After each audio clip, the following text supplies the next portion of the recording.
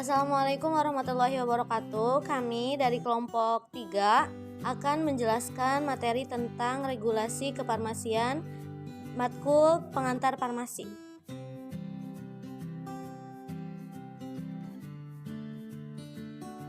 Hak asasi manusia dalam bidang kesehatan adalah hak asasi manusia yang melekat pada seseorang sejak lahir dan bukan karena pemberian seseorang atau negara. Maka, oleh sebab itu, tidak dapat dicabut oleh siapapun. Makna hak dari atas kesehatan tersebut yaitu pemerintah harus menciptakan kondisi yang memungkinkan bagi setiap individu untuk hidup sehat. Berarti, pemerintah harus menyediakan sarana pelayanan kesehatan yang memadai dan terjangkau untuk semua. Adapun dua asas yang melandasi hukum kesehatan.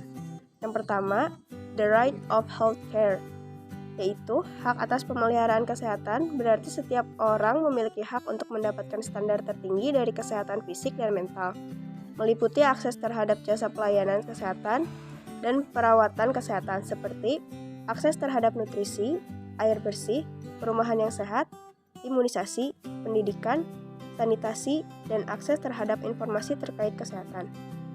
Yang kedua, yaitu ada the right of self-determination, yaitu setiap individu memiliki hak atas privasi dan hak atas tubuhnya sendiri. Hak atas privasi adalah hak untuk tidak diusik dalam kehidupan pribadinya.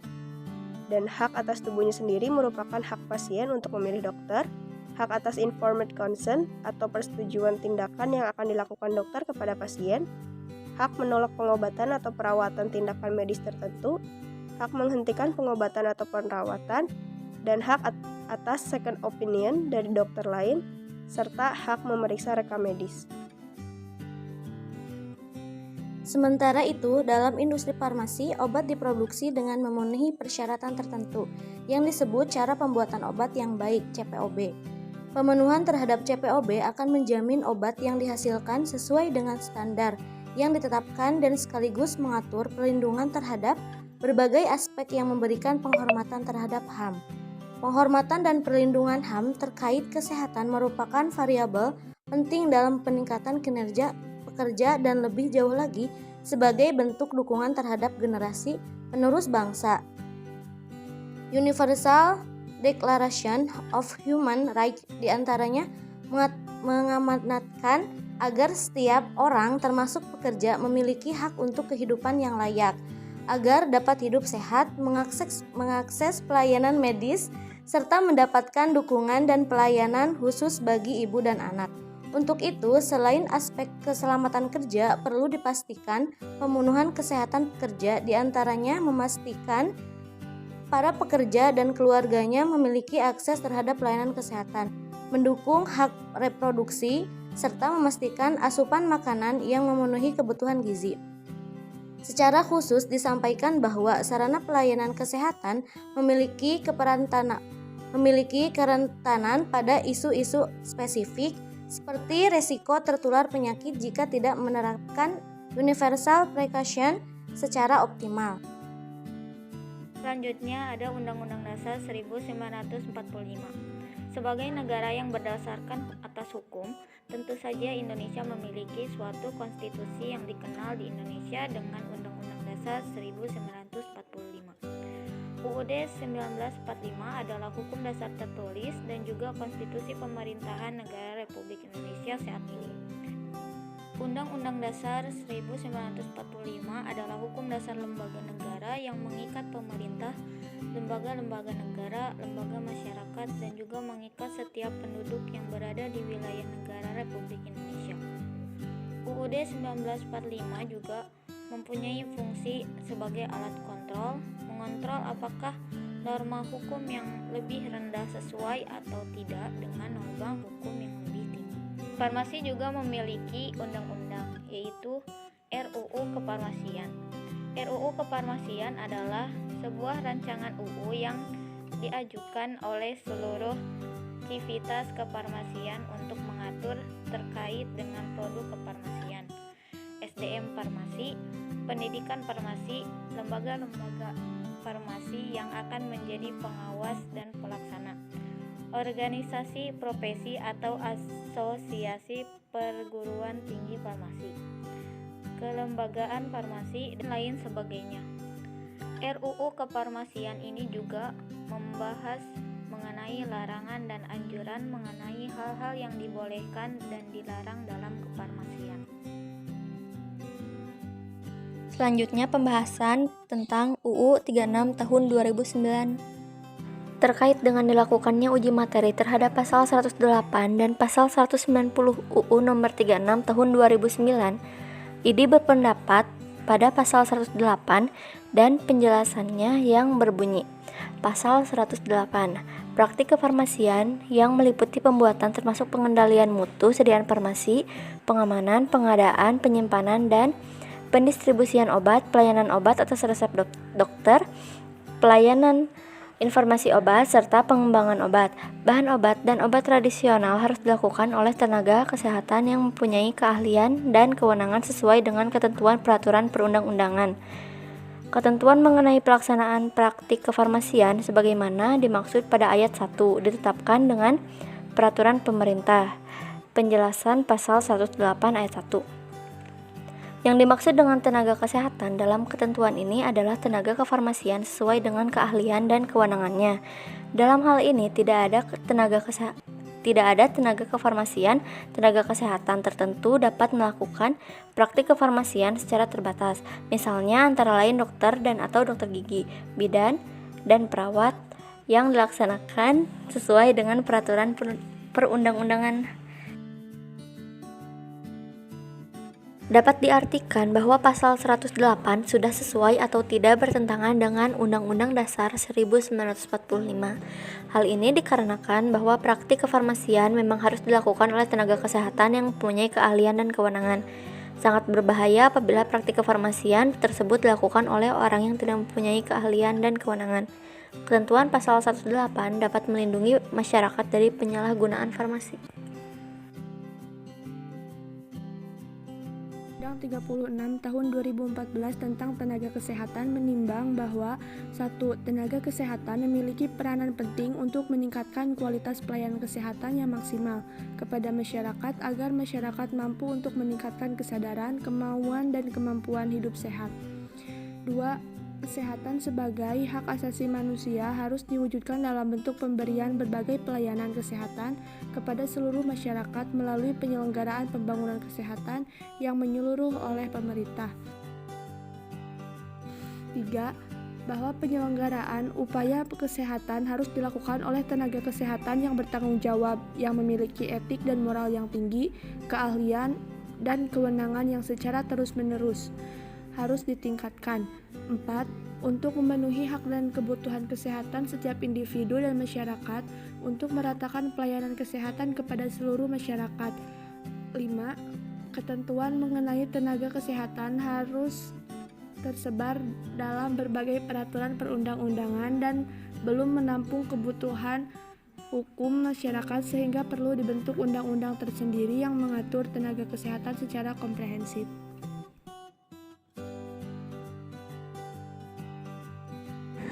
PP 51 tahun 2009 tentang pekerjaan kefarmasian. Bab 1, Ketentuan Umum Pasal 1. Dalam peraturan pemerintah ini yang dimaksud dengan pekerjaan kefarmasian adalah pembuatan termasuk pengendalian mutu sediaan farmasi, pengamanan, pengadaan, penyimpanan, dan pendistribusian atau penyaluran obat, pengelolaan obat, pelayanan obat atas resep dokter, pelayanan informasi obat, serta pengembangan obat, bahan obat, dan obat tradisional. Sediaan farmasi adalah obat, bahan obat, obat tradisional, dan kosmetika. Tenaga kefarmasian adalah tenaga yang melakukan pekerjaan kefarmasian yang terdiri atas apoteker dan teknis kefarmasian. Pelayanan kefarmasian adalah suatu pelayanan langsung dan bertanggung jawab kepada pasien yang berkaitan dengan sediaan farmasi dengan maksud mencapai hasil yang pasti untuk meningkatkan mutu kehidupan pasien. Apoteker adalah sarjana farmasi yang telah lulus sebagai apoteker dan telah mengucapkan sumpah jabatan apoteker. Tenaga teknis kefarmasian adalah tenaga yang membantu apoteker dalam menjalani pekerjaan kefarmasian yang terdiri atas sarjana farmasi, ahli media farmasi, analis farmasi, dan tenaga menengah farmasi atau asisten apoteker. Surat tanda registrasi apoteker selanjutnya disingkat ASTRA adalah bukti tertulis yang diberikan oleh Menteri kepada apoteker yang telah diregistrasi. Surat tanda registrasi tenaga teknis kefarmasian selanjutnya disingkat STRTTK adalah bukti tertulis yang diberikan oleh Menteri kepada tenaga teknis kefarmasian yang telah diregistrasi. Surat izin praktik apoteker selanjutnya disingkat SIPA adalah surat izin yang diberikan kepada apoteker untuk dapat melaksanakan pekerjaan kefarmasian pada apotek atau instalasi farmasi rumah sakit. Surat izin kerja selanjutnya disingkat SIK adalah surat izin yang diberikan kepada apoteker dan tenaga teknis kefarmasian untuk dapat melaksanakan pekerjaan kefarmasian pada fasilitas dan distribusi atau penyaluran. Rahasia kedokteran adalah suatu yang berkaitan dengan praktek kedokteran yang tidak boleh diketahui umum sesuai dengan ketentuan peraturan perundang-undangan. Rahasia kefarmasian adalah pekerjaan kefarmasian yang menyangkut proses produksi, proses penyaluran, dan proses pelayanan dari sediaan farmasi yang tidak boleh diketahui oleh umum sesuai dengan ketentuan peraturan perundang-undangan. Menteri adalah menteri yang tugas dan tanggung jawabnya di bidang kesehatan. Pasal 2 peraturan pemerintah ini mengatur pekerjaan kefarmasian dalam pengadaan, produksi, distribusi, atau penyaluran dan pelayanan sediaan farmasi. Pekerjaan kefarmasian sebagaimana dimaksud pada ayat 1 harus dilakukan oleh tenaga kesehatan yang mempunyai keahlian dan kewenangan itu. Permenkes nomor 889 tahun 2011 tentang registrasi, izin praktik, dan izin kerja tenaga kefarmasian. Pasal 1, dalam peraturan menteri ini yang dimaksud dengan pekerjaan kefarmasian adalah pembuatan termasuk pengendalian mutu sediaan farmasi, pengamanan, pengadaan, penyimpanan, dan pendistribusian atau penyaluran obat, pengelolaan obat, pelayanan obat atas resep dokter, pelayanan informasi obat, serta pengembangan obat, bahan obat, dan obat tradisional. Registrasi bagian ke-1 umum. Pasal 2 ayat 1, setiap tenaga kefarmasian yang menjalankan pekerjaan kefarmasian wajib memiliki surat tanda registrasi. Pasal 3 ayat 1, STRA dan STRTTK sebagaimana dimaksud dalam pasal 2 dikeluarkan oleh Menteri. Pasal 4 ayat 1, apoteker warga negara asing lulusan luar negeri yang akan menjalankan pekerjaan kefarmasian di Indonesia dalam rangka alih teknologi atau bakti sosial harus memiliki STRA khusus. Pasal 5 ayat 1, apoteker lulusan luar negeri yang akan menjalankan pekerjaan kefarmasian di Indonesia harus melakukan adaptasi pendidikan. B. Izin praktik dan izin kerja bagian ke-1 umum. Pasal 17 ayat 1, setiap tenaga kefarmasian yang akan menjalankan pekerjaan kefarmasian wajib memiliki surat izin sesuai tempat tenaga kefarmasian bekerja. Pasal 18 ayat 1, SIPA bagi apoteker penanggung jawab di fasilitas pelayanan kefarmasian atau SIK hanya diberikan untuk satu tempat fasilitas kefarmasian. Pasal 19, SIPA, SIK atau SIKTTK sebagaimana dimaksud dalam pasal 17 dikeluarkan oleh Kepala Dinas Kesehatan Kabupaten atau Kota tempat pekerjaan kefarmasian dilakukan. Pasal 20, SIPA, SIK atau SIKTTK masih tetap berlaku sepanjang STRA atau STRTTK masih berlaku dan tempat praktik atau bekerja masih sesuai dengan yang tercantum dalam SIPA, SIK atau SIKTTK.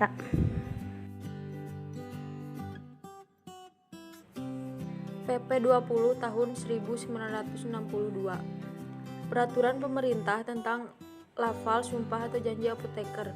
Pasal 1. Sebelum seorang apoteker melakukan jabatannya, maka ia harus mengucapkan sumpah menurut agama yang dipeluknya, atau mengucap janji ucapan dimulai dengan kata-kata demi Allah bagi mereka yang beragama Islam. 2. Sumpah atau janji itu berbunyi sebagai berikut. Saya akan membuktikan hidup saya guna kepentingan perikemanusiaan terutama dalam bidang kesehatan. 2. Saya akan merahasiakan segala sesuatu yang saya ketahui karena pekerjaan saya dan ilmu saya sebagai apoteker. 3. Sekalipun diancam, saya tidak akan mempergunakan pengetahuan kefarmasian saya untuk sesuatu yang bertentangan dengan hukum perikemanusiaan. 4. Saya akan menjalankan tugas saya dengan sebaik-baiknya sesuai dengan martabat dan tradisi luhur jabatan kefarmasian. Pasal 2. Peraturan pemerintah ini mulai berlaku pada hari diundangnya.